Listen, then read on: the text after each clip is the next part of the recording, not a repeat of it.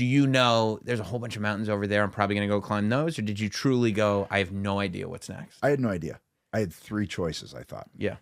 I can retire, which was a very, very, as the match was happening with Sheamus, I was like, man, I am loving this. I am loving every bit of this. We're beating the crap out of each other, and the crowd, and I'm home. Yeah. And just all of the things, right? And the Leafs collaborated with me, and we got a shirt and my gear, just all of it. I truly, as we're doing the match and it's living up to everything that I hoped it would be when him and I finally got in there with each other, I'm like, this might be it. There's a very good chance that this is it. And I got to go home and think about it, because the other 2 scenarios, the other 2 mountains were the mountain I'm already on and the mountain that I feel like I already climbed, which is WWE. I had the offer and it was a good place to be, but I also felt like I was only going to be allowed to do so much. You know, that could get boring. Honestly, if I'm being truly forthright, it's like, okay, come in every 3 months or 2 months or whatever it is and do a match with a Grayson Waller and MSG because, you know, they need a match for it. Great. That's a great place to be. Yeah.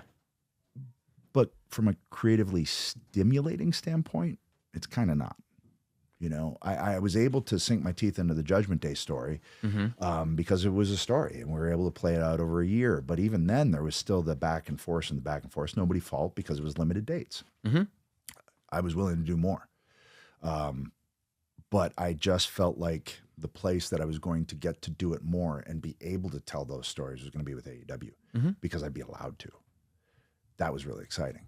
But that all didn't come and really sink into my brain until I got the match done. I got home, I got removed from it and started to think about, okay, truly what is next? And everything I said in that first promo I did. I sat down with my family. I went, so what do I do?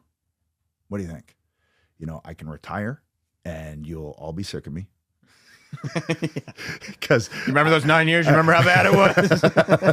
And I'm already involved enough in the girls' school. Like Beth and I run the drama club, and like we're like we paint the school. We do like we're there. Awesome. We're those people, right? Yeah.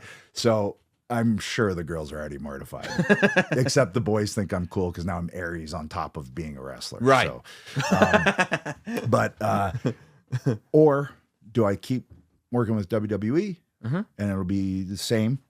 Or do I go work with Uncle Jay? And I'm sure too that like you have a different perception of time than anybody else because it's all borrowed. It's all borrowed. Like you weren't supposed to get any of it. Yeah. Right. And if I can do this for a limited time, because it is all limited, even though it's been 4 or 5 years back now, it's not like I got another 4 or 5 in front of me. I know I don't. We're looking at like a 2-year window here to be able to get as much done as I can get done. Tell as many stories as I can. Try and help talent along the way with that. And I need to be there more to do that. And I want to be there more to do that. Because even still, it's not like the schedule was back when I was riding 220, 250 days a year. Right. You know, at most it's 2 times a week. Right. You know, and that's very doable to still be the dad I need to be. To be the partner I need to be. I still have the time and the energy to do that because it's not as all-consuming as it was. I don't let it be as all-consuming as it used to be either. But by the schedule, it just becomes less all-consuming. And I wanted to be able to do as much as I could while I could. And that felt like the place I was going to be allowed to do that.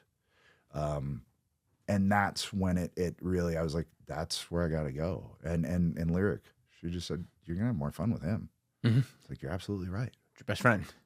I am.